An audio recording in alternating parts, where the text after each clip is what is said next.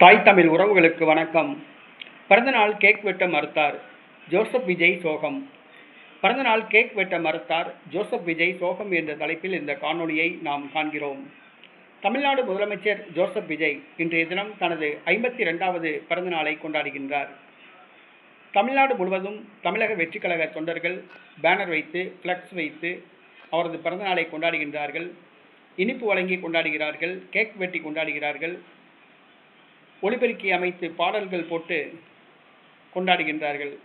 ஆனால் ஜோசப் விஜய் இன்று சோகத்தில் ஆழ்ந்துள்ளார். 52 கிலோ கேக் ஆர்டர் செய்து தலைமைச் செயலகத்துக்கு கொண்டு வந்துள்ளார்கள். பிறந்தநாள் கொண்டாட முடிவு செய்தனர். ஆனால் கேக் வெட்ட மறுத்தார் ஜோசப் விஜய். கேக்கை திருப்பி அனுப்பிவிட்டார். காரணம் என்னவென்று விசாரித்த போது, நேற்றைய தினம் திருவள்ளூரில் அமோனியா கசிவினால் 4 பெண்கள் பலியாகியுள்ளனர்.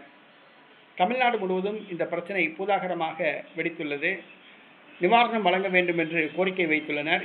எதிர்க்கட்சிகள் இந்த பிரச்சனையை கையில் எடுத்துக்கொண்டு ஜோசப் விஜய்க்கு எதிராக ஆயுதமாக பயன்படுத்துகின்றனர். இந்த சூழ்நிலையில் கேக் வெட்டி பிறந்தநாள் கொண்டாடினால் இதனை எதிர்க்கட்சிகள் விமர்சிப்பார்கள், அவர்களுடைய விமர்சனத்துக்கு ஆளாக நேரிடும் என்று கருதி ஜோசப் விஜய் தனது பிறந்தநாள் கொண்டாட்டங்களை ரத்து செய்துள்ளார். கேக் வெட்டுவாமல் கேக்கை திருப்பி அனுப்பியுள்ளார். ஜோசப் விஜய் சோகத்தில் உள்ளதாக கூறப்படுகிறது.